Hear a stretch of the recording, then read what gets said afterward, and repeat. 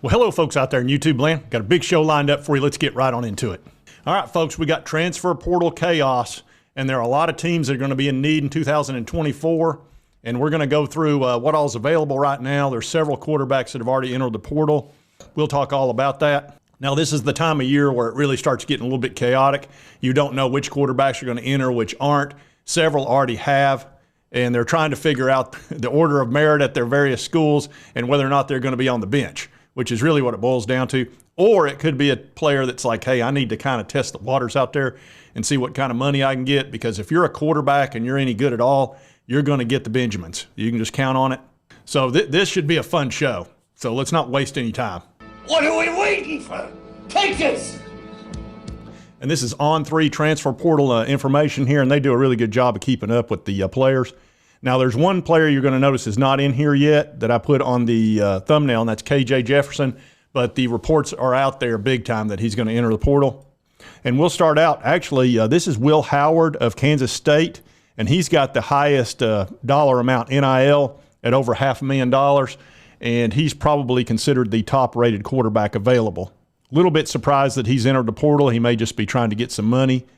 Let's look at his stats. Now, Will is a big old dude. He's 6'5", 240, and you can see he had a good solid year, 24 touchdowns, 10 interceptions. I'm a little bit concerned about his completion ratio. As you can see, in 22, he was 60% and then 61%. So not that strong, honestly. And I'm a little bit concerned about his interceptions. That's a pretty high number of interceptions for only 24 touchdowns. That's a little bit concerning. But he's definitely somebody that's going to get a lot of attention because, you know, every coach is going to get the game film out and say, oh, well, I can fix this and I can fix that. Because, look, he's a big dude. And that's what a lot of these coaches want. They want somebody that's got the size, got the arm strength, and all that good stuff. Let's take a look at some of the other quarterbacks that are available.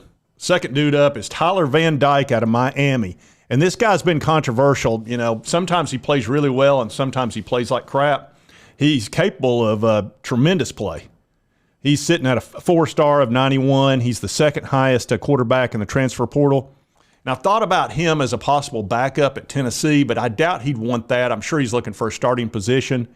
So Tyler Van Dyke's going to have some interest from several teams. Teams that need a quarterback pretty badly are going to be Kentucky, South Carolina, Mississippi State, teams like that, because as you know, Will Rogers has entered the portal as well, so Mississippi State's going to be looking for one. And they've hired a coach who is Jeff Lebby, and he was the offensive coordinator at Oklahoma, and they had a really good year. Their offense really took off. And Zach Reagan did a really good, nice job of covering Jeff Lebby, the new Mississippi State head coach. He talks about his connection to Josh Heupel. And, of course, we're going to be facing him in 2024. They got to come up to Knoxville. And they're very familiar with each other. And I was wondering when a lot of this Heupel offense was going to start filtering into the SEC, because his offense is outstanding, as we know. The last 2 years they had 41 points a game, then 46, which was number 7 and number 1 in the country. We pulled back this year into the low 30s, which was disappointing. But I just don't think we had the right fit at quarterback. Now, Joe had a great game against Vanderbilt, but unfortunately he struggled against the better teams, which was Alabama, Georgia, Missouri, and Florida at the Swamp. And I think with Nico coming in this year, that should go away, and we probably will return back to around 40 points a game.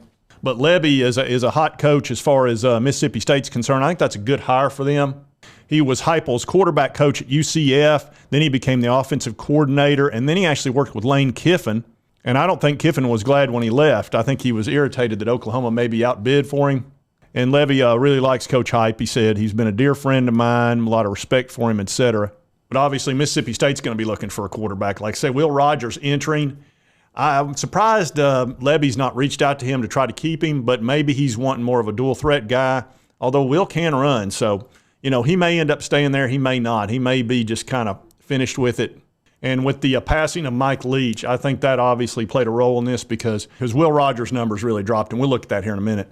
But as you can see, he's the next name up after Tyler Van Dyke. And Will Rogers might land, I don't know, a lot of people think he's going to wind up at possibly South Carolina or Kentucky's probably the better choice for him. I could definitely see him winding up at Kentucky because they're going to need somebody there. And you can tell Kentucky kind of likes to go into the portal for their quarterbacks. They recently did that last year.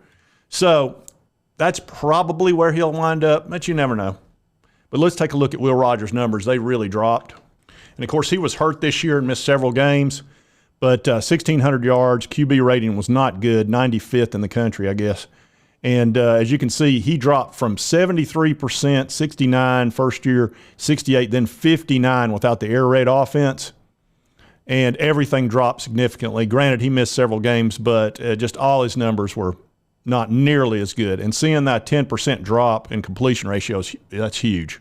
But he may be looking to resurrect his career because he was considered one of the very best quarterbacks in the SEC, and now everybody's like, we just don't know anymore. So we'll see if he winds up in Kentucky or if Levy decides to try to talk him into staying. Now let's talk about the most probably interesting quarterback who's not necessarily in the transfer portal, although all the reports are he's going to. And that's KJ Jefferson. Everybody's been talking about it. That's another guy. South Carolina's pretty fired up about possibly getting him, and I can understand that. Now, Bobby Petrino, my understanding, is going to be the offensive coordinator at Arkansas, and he's been on Twitter sort of trumpeting that. And this is on his Twitter account. He says, it's you and me, 15, proud to be coming home. Now let's bring the Hogs a championship. And here you see it says KJ Jefferson's expected to enter the transfer portal per Chris Hummer. But a couple hours ago, KJ Jefferson put out and said, I haven't made my decision yet because there's so many stories out there about it. So we'll see how this rolls. You never know. He may be looking for Bobby Petrino to reach out to him or something, or he may be looking for NIL money. KJ Jefferson's a very interesting prospect because he's such a good running quarterback. I mean, he's a big dude. And you look at his numbers, 2,100 yards passing, 19 touchdowns, 8 interceptions. Not that high QBR rating. And he threw for 64%. The previous years, he was 68 and 67, which is really good. And he had 2 outstanding years, 24 and 5 as far as touchdowns and interceptions, 21 and 4. Last year, 19 and 8. So he really had a pullback, and that's problematic right there. That's one of the reasons Arkansas struggled this year so much. But as you can see, he's willing to run the ball. You know, he usually runs the ball, 15 times on average. He only ran it twice against Missouri, but you can see he runs for 92, 50, 90. That's a lot of yards because remember the sacks are counted against you in rushing.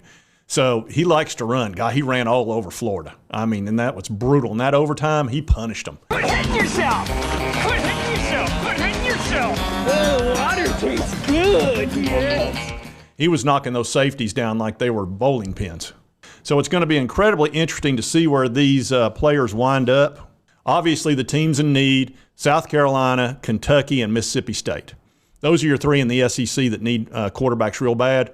And we'll see what happens. It sounds like several of them, we already know several have already entered the portal. The KJ one we'll find out later today, but it sounds like he's going to enter. And he should for no other reason than to up his NIL money. You know, even if you enter and then come back, you can come back as long as the team wants you. And I'm sure those are the top players that a team would want to hold on to. But it's getting very chaotic already out there, and it's only going to get worse. And let's take a quick look at the top players in the portal, you know, regardless of position. And this was just a few minutes ago. Chris Mitchell, who's a wide receiver, he's coming out of Florida International. He's considered a very high 4-star, got a $500,000 NIL value almost. Then, of course, Will Howard, we talked about, over $500,000. Of course, you're a quarterback, you're going to get a lot more money. Let's see, you've got an Indiana guy that's a safety. He's a high 4-star. Then you've got a defensive lineman, an offensive tackle. You know, all these guys are looking for some money, obviously. They're from smaller schools like Pennsylvania, New Mexico, Western Kentucky, Boise State. You know, they're looking to cash in. Here's a big-time wide receiver. It's a 4-star out of Texas A&M. And on down the line here, as you can see. So, like I say, these are a lot of guys that were low 3-stars. Like, here's a defensive lineman. It's a very low 3-star. Now he's a 4-star, and he's looking to get himself some money. And I think this number is only going to increase. There's right now only like 300 in there, and last year it was 3,000. And I'd say we'll end up with at least that many. So we're just starting to see about, 10% have entered so far. There'll be another 2,700 plus that'll enter.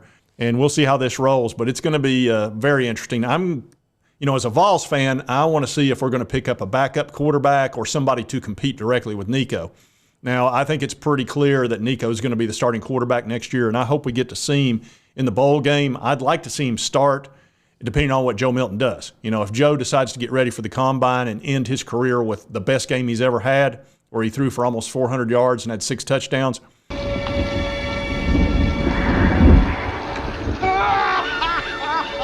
Did you that! That's what I would do as his manager or agent. I'd say, look, let the NFL look at that as the last thing they've seen live and then wow them in the combine.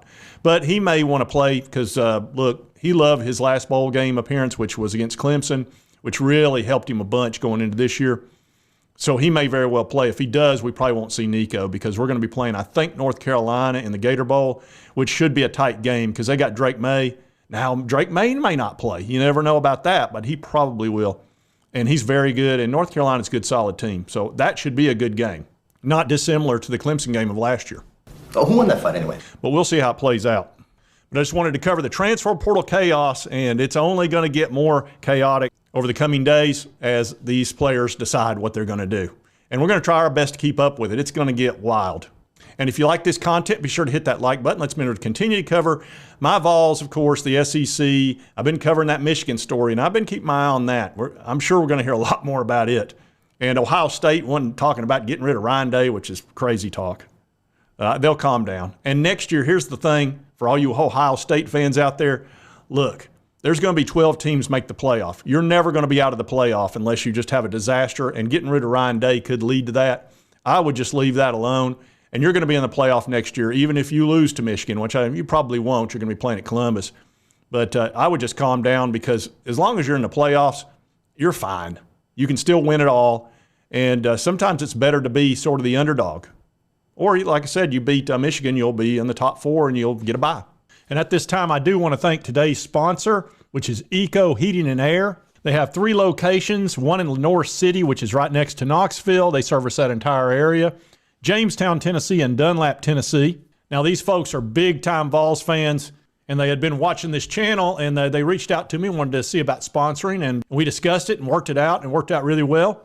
And it's really important that you take care of your HVAC, your heating and air, because if you don't, look, it's getting ready to turn cold, and you know how bad it gets in the summertime, because if your unit goes out, it'll be 85 in your house in about 10 minutes, and nobody wants to deal with that. Well, guess what? In the wintertime, it does the opposite.